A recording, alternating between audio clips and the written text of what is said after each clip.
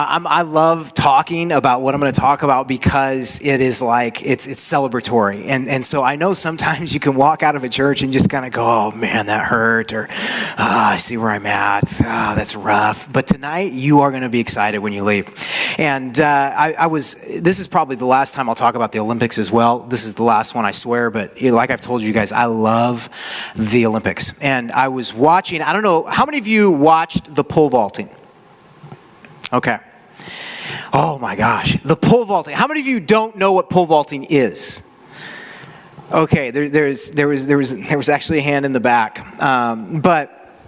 So pole vaulting is there's a long pole, it's bendy, okay, and you actually will run, you sprint with this pole, and you're carrying it, almost like, think of like a massive spear, but it bends. And you lodge it into this little, I don't even know what you call it, holding spot in the ground.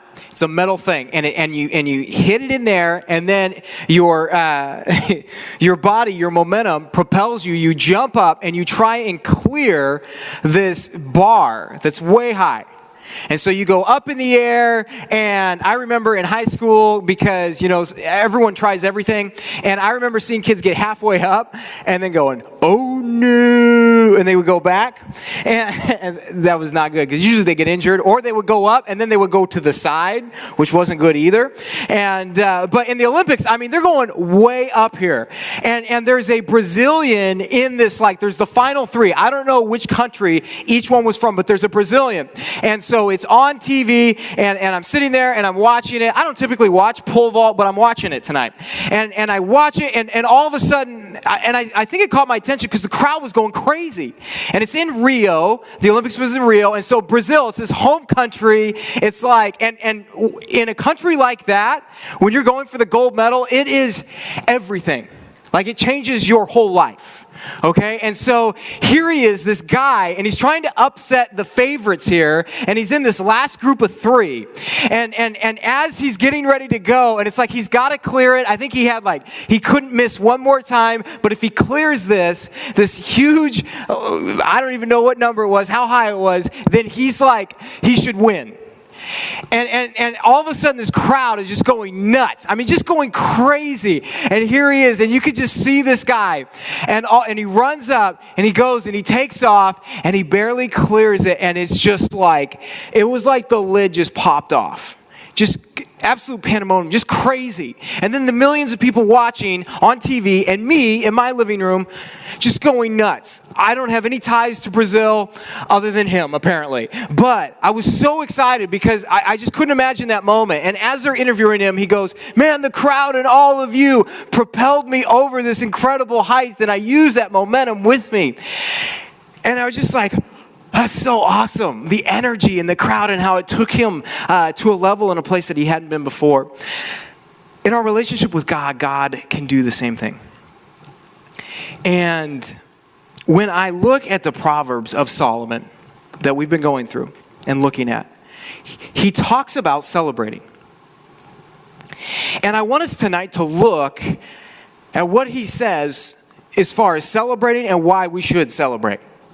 Because I think it's something that we don't really talk about and we miss sometimes. In this whole, let's try and get better, let's try and be better, and if I can perform better in my relationship with God, then things will work out. And I think we miss the moments where he propels us and takes us to a height with him that we've never been before, and we don't celebrate those moments, and we kind of just continually walk in this kind of defeated state. And that's not the point of this book.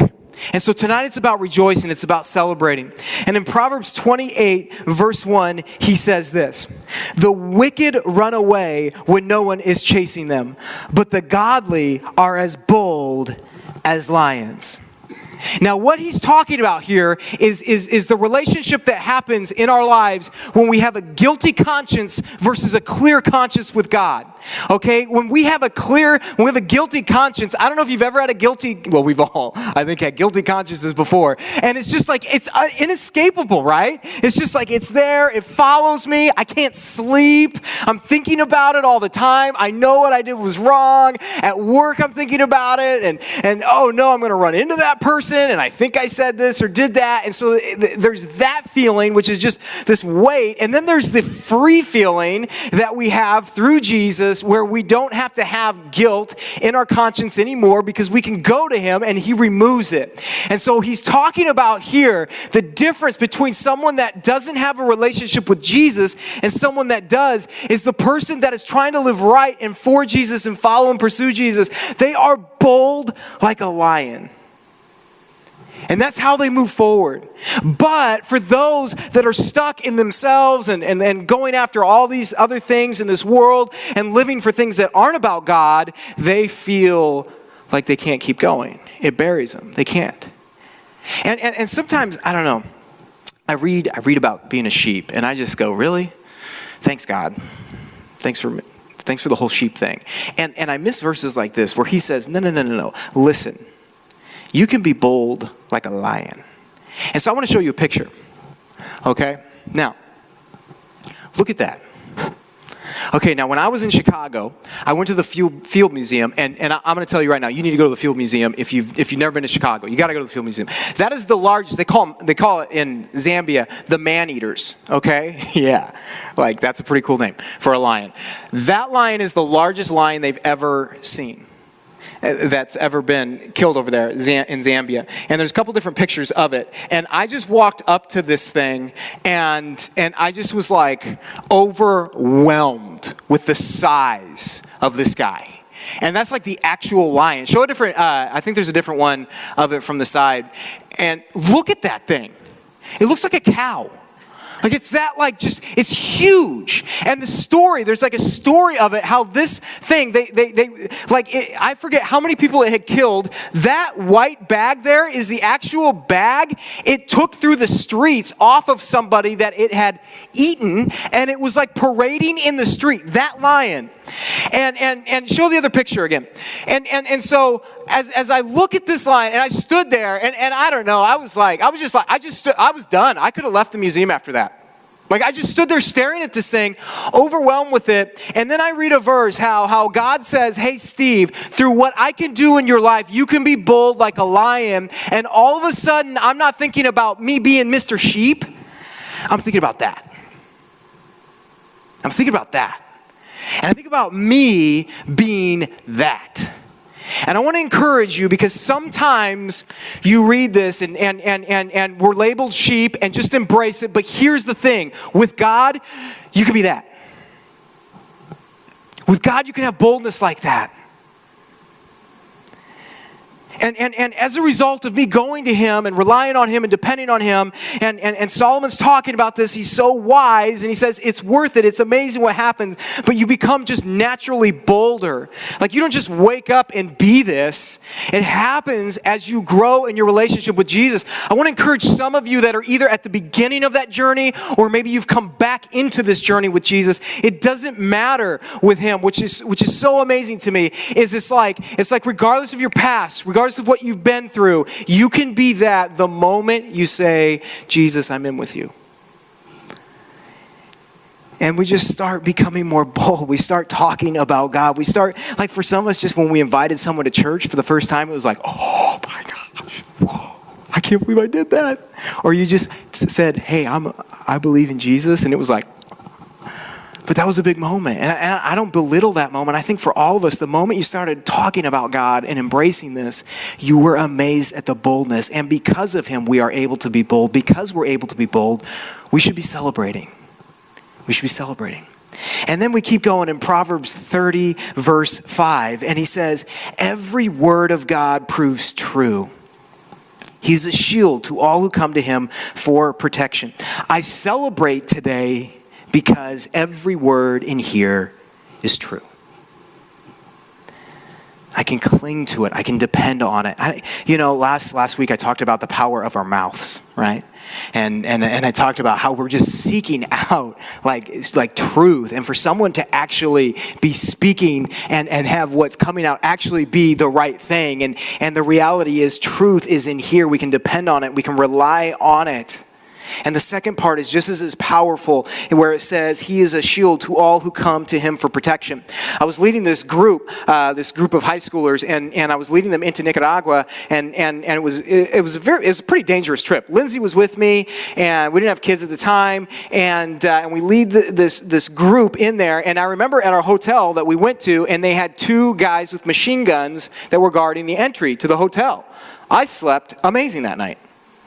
I slept great.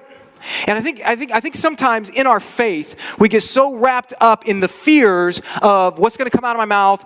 Am I going to live up to this? Is this going to be accurate and all this? And God just says, come to me, rest in me, and I will be your shield. I'll be your shield. And so one of the things that we need to just celebrate tonight is it doesn't all rely on how good you are, or how strong you are, or how much you think you know. It doesn't rely on that. It just says, come to me and I'll be a shield for you. For some of you, just need to embrace that tonight. That he wants to be your shield. That causes me, I don't know about you, but like I said, I slept great that night knowing there's like 2 guys with machine guns out front. When you're safe, isn't there something different about that? Like just how you sleep, how you go. Some of you have been in areas where you felt like you were threatened or you felt in danger versus places where you were just secure. One of the things is if in this area, you should feel pretty secure. I was in Mexico, a different story in some of those places. But when you're here, you feel really secure. And there's something about that. And God provides that in our lives when we're locked in with him.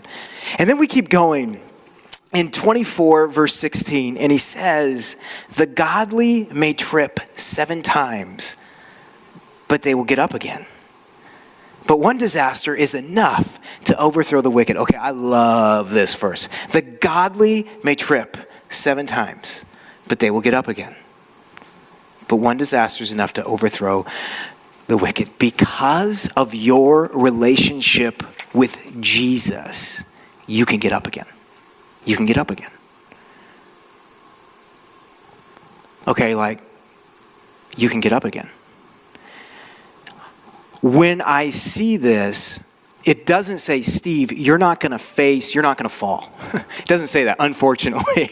I wish it just said, if you accept Jesus, you will never fall again, and life is just going to be flat and perfect, and you're going to be like, yay. That's not the story. It's like you may trip 7 times, many times, but here's the difference. With Jesus, you can get back up again.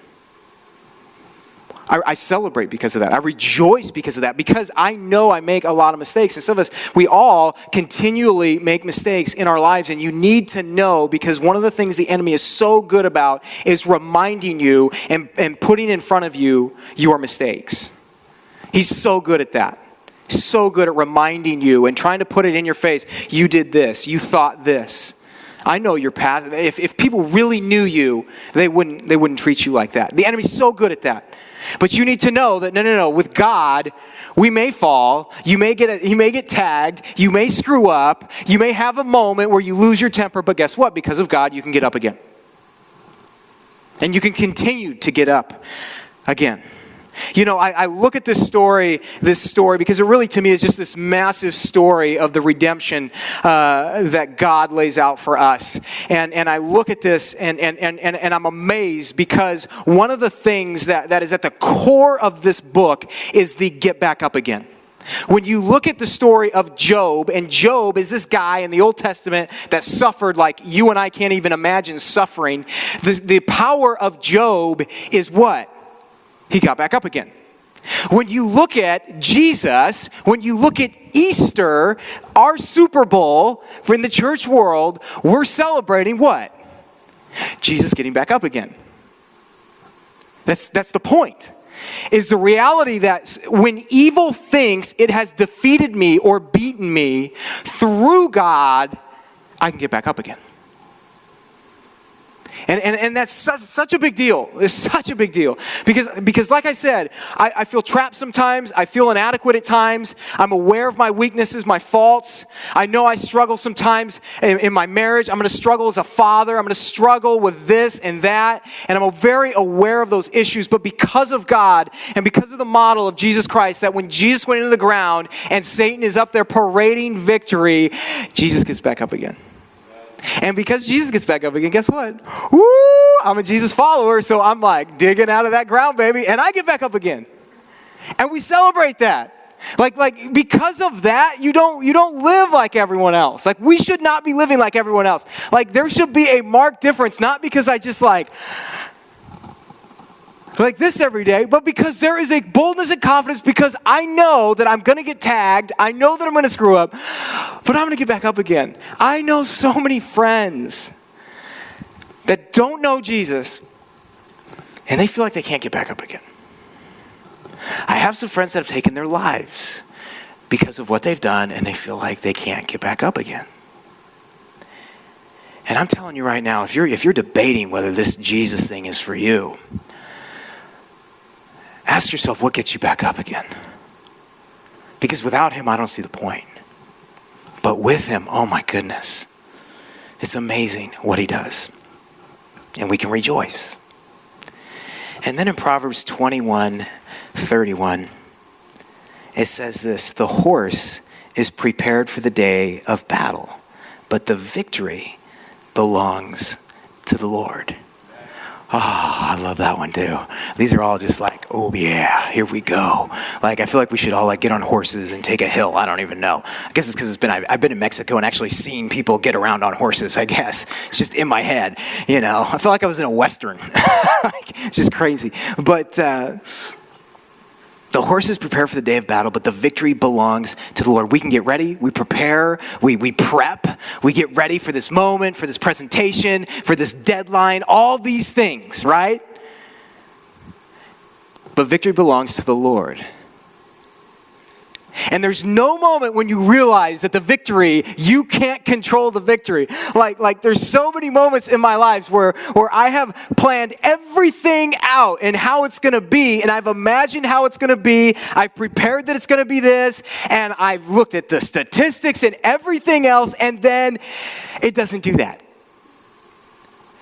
And it's in those moments where something either sideswipes me, something that happens that you just had no way to plan for, that you're reminded that victory only comes from him. And sometimes it's annoying, right? Like, don't just go, oh, yeah. No, we plan, we prepare, we plan our lives out. We do all these things to achieve things, to go after things. And I'm not saying that's wrong, because God has placed things in our lives for us to go after. And that's an exciting part of living. But the reality is you can get so caught up in you making it happen, and there's then something just happens, and you're reminded where God says, no, victory's mine. And it's not designed to make you go, oh man, victory's yours, God. No, you go, oh, thank God. Because my victory was like garbage. Like his victory's perfect. And I was reminded of this.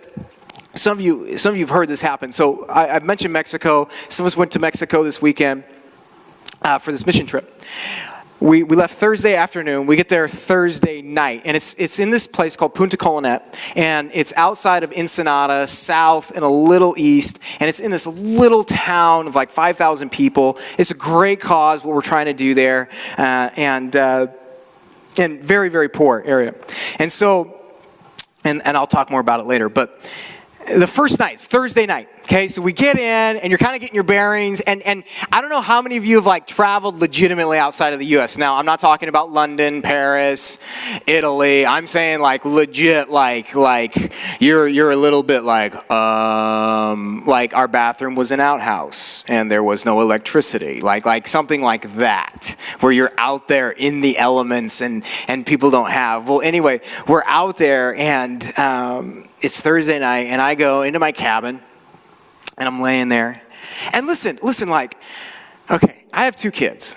So the nights that there's no noise, it's like, oh, God, hi. there you are. And it's like, whoa. I forgot what it was like to talk to you at night. And so I've got my flashlight. So I start reading my Bible. You know, a pastor. And I'm reading my Bible, right? And as I'm reading my Bible, and I'm having like a great moment with God, like no one's talking, okay? There's no one that's going to be crying. We are out in the middle of nowhere, okay? There might be a dog, like stray dog that starts barking. That's it, okay? And so I'm just here. It's just quiet as quiet can be. And I'm reading, and all of a sudden, just pain shoots up my arm. And I feel it, and then I look down and I saw something. I didn't know what it was. You know, I got my flashlight. There's no lights anywhere. And I just go, and then I'm just looking at my arm, and I'm telling you, my arm is burning. Okay, now I've had some things happen to me in my past that were painful. So I'm not like the guy that's like, oh my God, let's go home. Like, no, like it's like burning, shooting pain, and then all of a sudden I see three marks, because it was like not just like ow, it was like bam, bam, bam, ow. And I see these three just like boiling marks, and I see, and there is like venom and pus coming out of my hand, my forearm. And I'm like, okay, something happened. like you know, have you ever like rubbed a material the wrong way and it's just like shooting pain, and then all of a sudden you're like, I'm a wimp. But no, like I'm seeing the marks. This is like legit pain. I feel like I have a pretty good grasp of real pain, and my arm is full on burning, and it's wrong. Stuff is wrong going on in here. And so I look down and I'm like, something just like got me good. And I'm looking around, and there it is, a scorpion in my bed. You want to talk about speaking in tongues in a non-holy way. And so I see this scorpion, and for whatever reason, I packed a brown blanket and a light brown thing, and this thing was like a light brown, so it was like camouflaged in, and I whip it down, and Joey, will you show the picture? And this is after I whacked the crud out of this thing, okay? Like, there's some pieces that might be missing there, because I went straight Old Testament God on that scorpion, all right? And I was just whacking that thing, and that sucker got me 3 times. And it's funny because I'm by myself in a cabin. Thanks a lot for some of you that didn't go. I'm by myself in the cabin, and I'm like, okay, I don't know anyone that's been stung by a scorpion. So I don't know what to do. And he got me 3 times. That can't be good, because I'm assuming 1 is bad. And so I go to Chad. Chad's the leader of the group. He owns the land. It's there. We're helping to build the daycare and all that. And I wake him up. This is like 12 a.m., okay? And I walk into Chad's got a little camper. And I knock. I walk in. And I'm like, Chad. Hey, man, what do you know about scorpions? I said, I just got stung 3 times by a scorpion. And he's like, what? Now, Chad's been taking people on trips all summer. He goes, no one's been stung by a scorpion. And I'm like, awesome. Thank you, God. Yay. And he's in shock. He doesn't know what to do. So we both start calling our wives, because that's what guys do. So he calls his wife and gets her on the internet. I call Lindsay, and I'm like, honey, can you get on my laptop? Because we're out in the middle of nowhere. I don't have like a computer and stuff. And there's like not a hospital like, oh, down the street, you know, like, hey, urgent care. We'll just run over there. No. And so I'm calling Lindsay, and then she's like reading WebMD to me. Just advice, don't do that. Like, just don't do that. They don't like say optimistic things. They're like, if this. And so she's reading, and she's like, okay, it says make sure it doesn't sting you twice. We're past that, honey. We got 3 in me, okay? And then she's like, okay, lift it up above your heart. And then like, is your throat swelling? I'm like, I don't know. I'm freaking out, you know? And so Chad and I, and then we're like, we got to get Amy up, and he calls some missionaries that are in a town 35 minutes away. And so we jump in the van, because the missionaries like, you need to get him to a hospital. Awesome. First night. Yay. And so I've got, my arm is just like, and I'm looking at it just like, what the heck? And I was burning. And so we pick up the 2 missionaries, and we were supposed to meet them the next morning. We got to meet them that night. And then we go to this hospital place, and they walk in, and we bagged that sucker up, brought him in so they could see what it was that got me, and anyway, they ended up giving me a shot and some pills, and I'm here. Actually, I was telling the kids that I was asking the little kids if they'd seen Spider-Man, and telling them what happened, and saying, I now have the strength of a human and a scorpion. And so every time I'd lift something, I'd be like, and I'd look at the kids, and they'd be like, scorpion, scorpion. Like, okay, because I survived. And anyway, I was so reminded how you can prepare, and we had plans for that trip. And you can make plans, you can prep, you can have bug spray, you can have everything. You can be reading your Bible and doing what you're supposed to be doing. I don't think we hear that enough, because I think we hear a lot of times in messages, if you do A plus B, it will equal C in your life. And I'm here to that doesn't happen. Because if there was any time where I should just have sweet, amazing time with God, it would be in that moment on a mission trip, reading my Bible. And so I've got this incredible situation going on, and just like that, tag, sideways, everything. And it's like, and then 2 a.m., and then the rest of my weekend, it's like catch up. But here's the thing. I'm so reminded in these moments that happen in our lives like that. Now hopefully that doesn't happen to you, but something similar will happen where you've got it lined up, and you're even doing like what you're supposed to be doing with God, and you get tagged, and you think you've got everything planned and aligned, and this happens, and it throws you off, and in that moment, you can rejoice because victory is His. Victory's His. Now, this story would have been a lot more dramatic if my arm would have been gone or amputated, but I was just so reminded that you can do whatever you want and the best and the most godly things you think you can do. But at the end of the day, victory is God's. And I'll tell you what, I love that about that, and I can celebrate that because here's the thing, I love to win. Right? Don't you love to win? And I love knowing that God says, Steve, you're not going to win. I'm going to win for you on your behalf. And the victory may look different than what you had thought it was. Your career may not have done what you thought or had hoped it would, but you may have a child that loves you, that has a relationship with you, that listens to you, that maybe you never would have had if your career would have done what you were planning on doing. And God may be saying, that's the biggest victory. There's things that we think we need to accomplish or do or line up in our lives, and God's victory will dwarf your view of victory, but you got to be willing to let go. And in times when the door is feeling like it's shut, just step back. Like, I didn't get the bites or the sting, whatever that thing is, and go, let's go. I'm done. Mission trip, goodbye. And I'm not going to tell that to the church because then no one will come down here. Like, no. Let's figure this thing out. And God's got a plan and a purpose. For some of you, listen, the victory maybe hasn't been revealed yet. Relax. He's got it. He says just follow Him, but prepare, be ready, be diligent, and then God will make it happen. You can rejoice in that. And then Proverbs 17:22. And this is my last verse. It says, a cheerful heart is good medicine, but a broken spirit saps a person's strength. Just listen to that. A cheerful heart is good medicine, but a broken spirit saps a person's strength. This mindset is good for you. It's good for you. And it's not like you know how some of those medicines are like, oh, this will heal you, or you'll lose weight if you take this. And it's like, you're like jacked up, and it's like you got to take different medicine now to counteract what you just did to yourself. Like, this is the good medicine.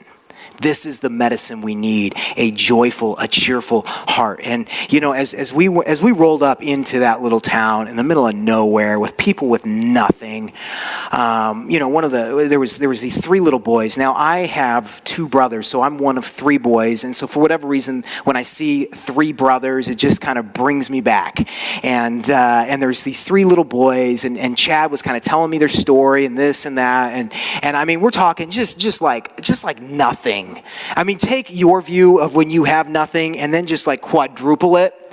And these three little boys, and their mother has to go to work at like 5:30 a.m. She doesn't get back till like 7 p.m. And these three little boys, they just take care of each other. And they're all around, and they're going. They woke us up one morning. I'm like, could you guys find something else to do? But these three little boys were so excited. So excited. Now, this town is dirt. Their house, it's not a house. Like, it's like cinder blocks. And we're talking just like nothing. They don't have their mom just loving them. Well, I mean, she loves them, but she cannot be there. And so the two older ones, they take care of the third one and all this, but they're around us. One of them drew a picture of me while I'm working, and I was like, thanks, man. Now I have proof for my wife, and you're so cute, man. And they're smiling and all these things. And I'm looking at that, and I get so caught up in my little petty stuff. And it rocks me, right? Like I'm not just cheerful. I allow people's comments. I allow a situation. I allow something that doesn't work out for me how I think it should to totally rock me, to set me back, and I get down and I walk around defeated. And I think a lot of us, we go through these times or these seasons and we're just walking around like we're just defeated. And I look at their lives and I go, their whole life to me is like defeat. And yet here they are living more joyfully than me. And these kids are happy with life. They love life. They have energy. What's wrong with me? I mean, there's a lot wrong with me. What's wrong with us? Why isn't our hearts more joyful? I mean, do you realize the verses we just read? The ramifications of the verses we just read. Do you realize what you have in your life? Do you realize the resources that are available to you? Do you realize you're going to go home and flick the light and it's going to come on? You're going to flush a toilet and it's going to do its job? You're going to wash your hands and you're going to be clean? You're going to eat food and you're going to throw some out that you don't want. You're going to go tomorrow morning, you're going to wake up, and you're going to flip through shirts and pants, and you're going to pick exactly what you want to look a certain way for a specific setting, for a specific purpose. And you have all these options of things. Even in your darkest moments, you're 10 times more well off than some of these kids. And yet there is a joy inside of them that I look at and go, I want that. And that's when these verses come alive. That's when this verse comes alive to me, that if I have a joyous heart, it's like medicine for me. It's something that I don't need the guarantees of wealth to have this joy. I don't need the guarantees that my job is going to do everything that I need it to. I don't need the guarantees that my kids are going to turn out perfect. I don't need the guarantees that this church is going to turn out how I need it to be. I don't need any of those guarantees. All I need is my relationship with Jesus, and he needs to be enough to where that's what fills and overflows my joy. And out of that, it literally makes you more healthy. And I don't know, it's weird because I meet people and they're like, man, I love Jesus too. And I'm like, man, you look miserable. Or man, you just look down, like what's up? Like sometimes I just want to go, do we read the same book? Are you reading this? Because if you read this, you have a bounce. If you read this, you celebrate a lot. If you read this like yeah, you lost that account, or yeah, this didn't happen for you, or yeah, this didn't go how you thought it would, but man, I've got God. And guess what? I got tagged. Good job, Satan. Scorpion thing caught me off guard 3 times. Well done. But I'm back. I'm back. Because you can knock me down 7 times, I'm going to get right back up. Not because Steve's got like scorpion-powered strength, but because of God. Because of God. And I love this. And so that's why we're here. That's why we can celebrate, not because of who we are, but because of who God is. He is boldness. He is a shield. He gets us back up. He brings victory. He's worthy of joy. And I think about this pole vaulter and I go, he was taken to heights by this momentum generated from the crowd and taken to heights he didn't think he could get to and win this event he didn't know he could win. And God has all of that for us if we would just get out of this mud, this muck that we get so entangled in the us, in our struggles, in our just drama. And we ignore these verses. He says, get out of these verses and let me propel you with joy. Let's celebrate God tonight. You know, we don't need all this stuff to celebrate. We don't need the guarantees. We just need faith. And he says in this book that faith can move mountains. And the thing I've started thinking about as I was preparing for this is I started thinking about how when there is a crowd and they're watching you or something, there's just some, I don't know if you've ever had a crowd and you're going to like perform or something, or people are cheering for you, any type of thing. And I don't know, but there is something about that, right? That you just go,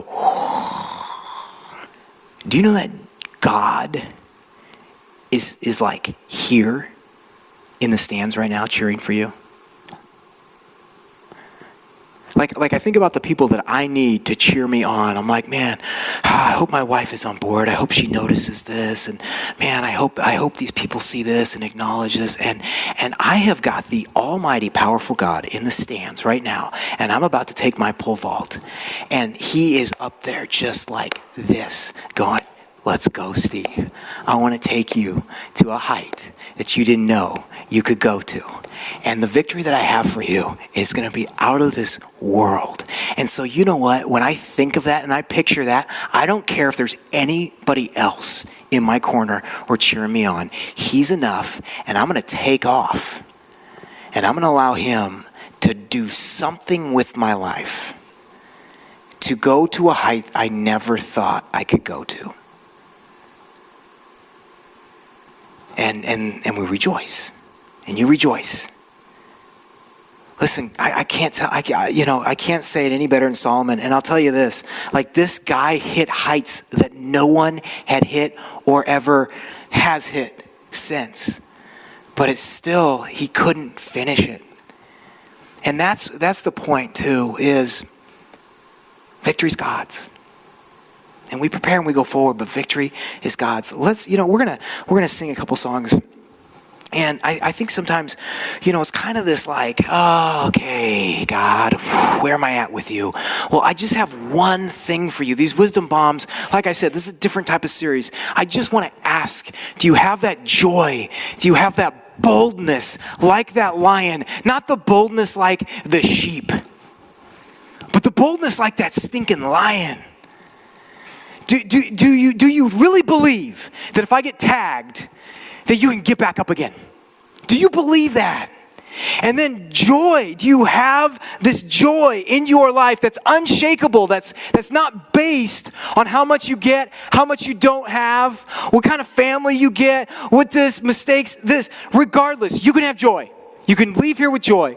And so tonight, I just want to, let's celebrate. Let's allow God to penetrate our hearts and just allow him to give you a vision of what could be with him. Because he wants to take you to heights you never imagined. And if I could run down here and grab all of you and say, let's go, I would. Like I said, I'm excited. I'm really excited, if you can't tell. And maybe it's this venom. But man, God is so good. And I'm so unworthy of that. And he wants to do something. He wants to do something in this church. And one of the things that I was reminded of even down there is Steve is so much bigger than this church. And for your life and for your story, it's so much bigger right now than what you're looking at. And so let's take the blinders off. And let's open that up, and let's have a bounce to our step. Let's have a smile, because we're gonna get back up again, and we're gonna have victory, his victory. Let's sing.